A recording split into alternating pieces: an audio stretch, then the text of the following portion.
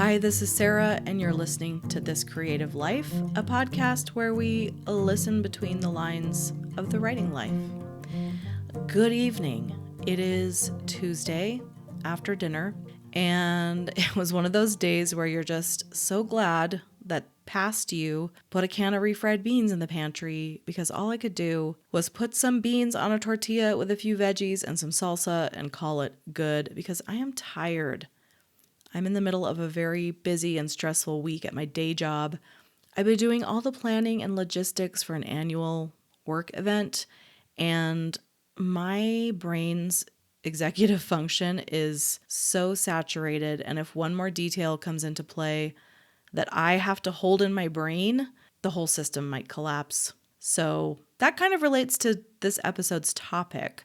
But before we get to that, I wanted to share a little news and do a couple shout outs.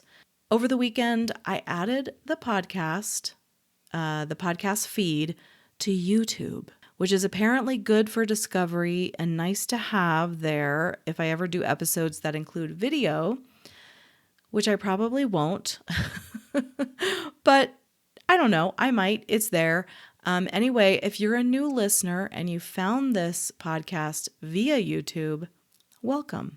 Next little bit of news is the launch of phase 1 of the Writer's Circle community that I'm building is coming so soon.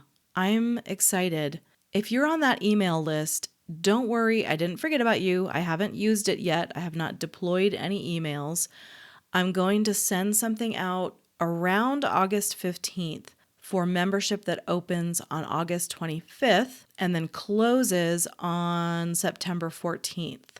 So I'll send 2 emails, one around the 15th to give you the details about what it is, what it looks like, how it works, and then one around the 25th to officially open membership and say, yes, now you can take the steps to do the thing.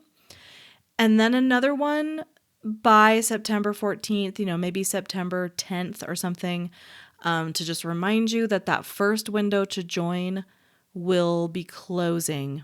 So if you want to be on that mailing list and you're not, get on it by August 15th, definitely around that second week of September. That will help you not forget if this is something you're interested in. If you're not, that's fine. Moving on.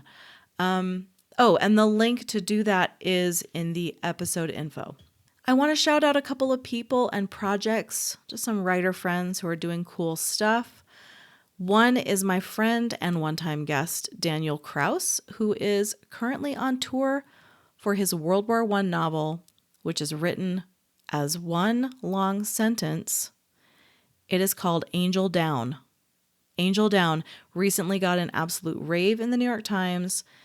And if you want to read something that AI could never, check out Angel Down, wherever you like to get books. Dan did not ask me to do this. I just thought I'd like to add a little shout out section. I'm not promoting this. This is not a paid ad or anything. This is just a shout out to a friend. And Dan, I hope your tour is going well. Second shout out here is to E. Lockhart, who I have known for a long, long time and also was a guest in a previous iteration of this podcast. And I'd say 10 years ago, we talked on the podcast about her efforts to help We Were Liars, one of her YA novels, get adapted for the screen somehow.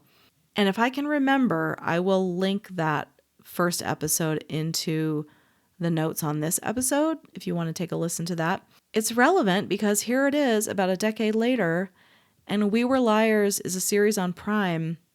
And I can tell you, as someone who's stayed in touch with E all this time, she has been working to help make this happen off and on the whole time. It is just the nature of these things sometimes. It goes to show how slowly the business can move, especially movies and TV. Publishing is slow in its own way. Movies and TV is weird because it's slow and then it's fast and then it's slow, then it's super fast.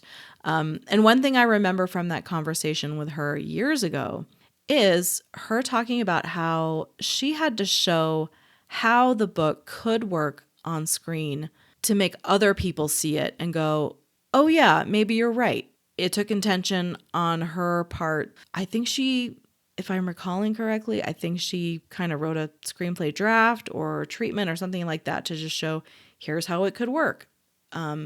Instead of waiting for someone to come along and notice it and take that initiative. So congratulations, E, on your hard work and persistence on that. And you can check out We Were Liars, the book, and you can check out We Were Liars on Prime.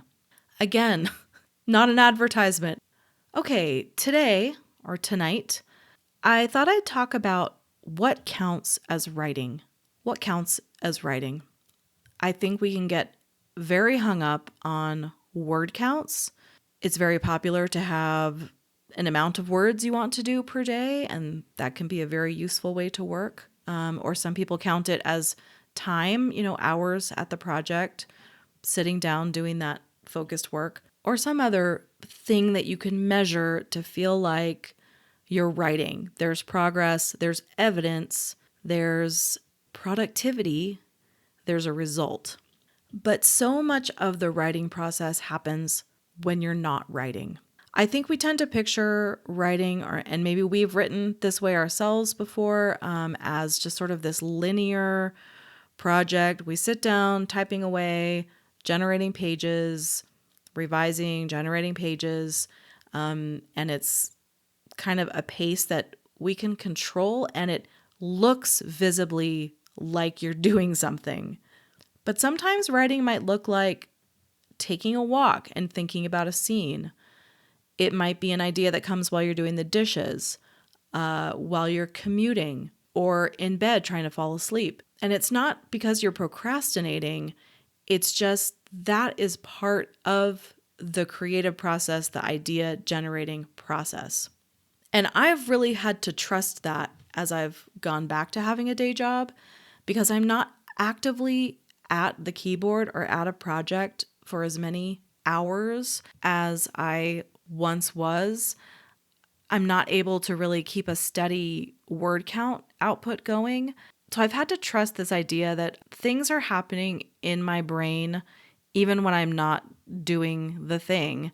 I used to feel kind of panicked if I was not touching the work, putting my hands on it every single day or close to every single day. But I have learned to trust that my brain is working on stuff all the time behind the scenes, and I just need to relax and leave sort of the mental door open for that work to happen. And there is science behind this.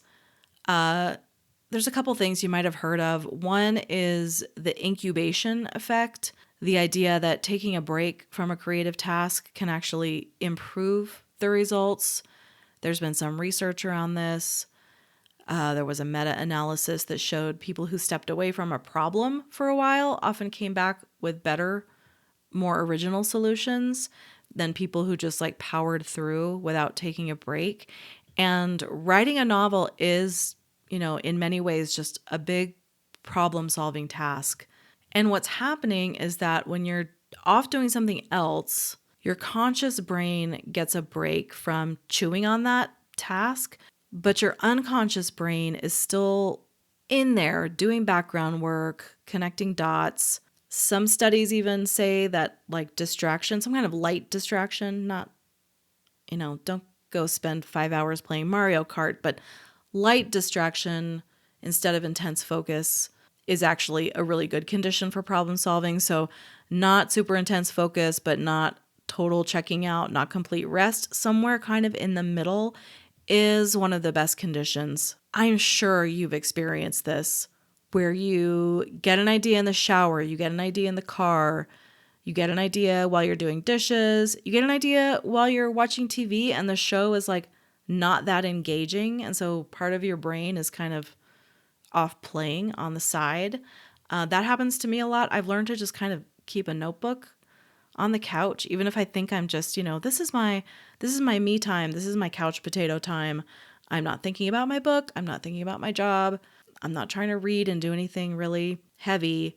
I'm just watching a dumb show. But for some reason, some part of my brain that's not paying attention to the not very good show is off on the side exploring. It might be a scene of dialogue, a plot point, a character, some kind of structural thing that I want to try out in the book. It doesn't tend to happen when I sit down to quote unquote figure it out. It'll happen sort of in the periphery of my conscious mind. My hunch is if you've been at this writing thing or trying to write thing for a while, this is not new information to you. This is something people have been talking about for a long time. There are many studies. What I'm suggesting is the value of reminding yourself that you are writing, even if you don't have word output, even if you haven't been able to put in sustained hours in a given week, your brain is doing work. That's very hard to quantify. It's very hard to track. And I do think there is an active participation aspect to it where you have to be open to that. You have to be sort of consciously unconscious about it, if that makes sense. Just tell yourself, I know my brain is working on this problem. Just say, I'm going to take this walk. And while I take this walk, I'm going to listen to some music and just hold the scene that I'm trying to write in my mind and just see what comes up. Not forcing anything. Maybe nothing will come up, but getting your body moving so that your brain can unclench a little bit and get to the kind of problem solving that you need from the book. Or even just if you're like me and you're busy at work right now, just reminding yourself, I feel really busy and I feel like I'm not doing anything, but I know that my mind is doing work. And every time I jot down a new idea or a reminder of, I want to put this piece of dialogue in a scene, or I want to have a scene where this happens, every time I write that down, it's going to reinforce that track in my brain that is working away on that issue.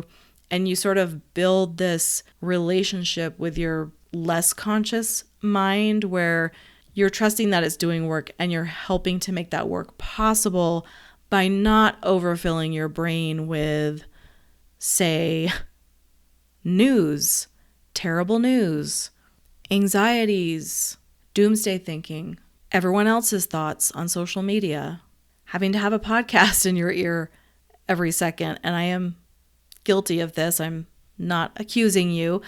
I am very addicted to audio, like so many modern people, but we can help facilitate the brain's less conscious work by making a little bit of space for it at least. It's the composting metaphor too, where you throw a lot of stuff into your mind, into your project, even into your written work, throw a lot of stuff in there, and then you leave it alone for a while.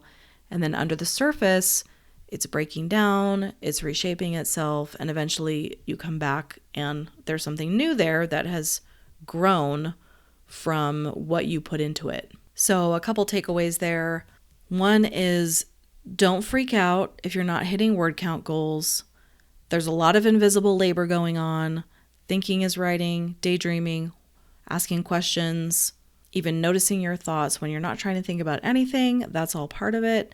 The second thing is if you want to capture when things do bubble up and you're older like me and forgetting everything, and have 2 pairs of reading glasses in every room in the house because otherwise you'll never be able to see anything. If you're like that, always have some way to capture that thought. It could be dictating into your phone, even dictating into your watch. If you've got a smartwatch, there are apps that you can just straight dictate into the phone, or a little notebook. I know Anne Lamott has talked about carrying around an index card and a pen or pencil, just a folded over index card and something to write with, tucking that in her pocket and just collecting things, getting them onto that card is a very low profile way to do that. You don't have to be carrying around a giant journal or have your iPad with you all the time or whatever your preferred method is. It can be very analog and very low key. So if you're working a job, you're parenting, you're caregiving, you're worried that you're not doing enough or you're not a real writer, just remember your brain is on the job, even when you're doing something else. And the more you can trust that, the less likely you are to burn out with a lot of expectations that just aren't realistic for whatever your practical limitations are. that is it for today. Thank you for listening. Feel free to share this with a friend, rate and review. That's always nice. Thank you to Dave Connis for the theme music. I always put a thanks to him in the show notes, but sometimes I forget to say it. So thanks, Dave. You can always find out more about me and my books at sarazar.com. That's SARAZARR.com. Check out the episode info for relevant links. And that's a wrap. Wish me luck on my big work event. I pray to the event planning gods that everybody I was supposed to book a hotel room for has a hotel room, that there's enough food for everybody, that there's not too much left over, and that everyone arrives safely. Anyway, I'll be back next week with something else. And until then, take care. I am glad you're here.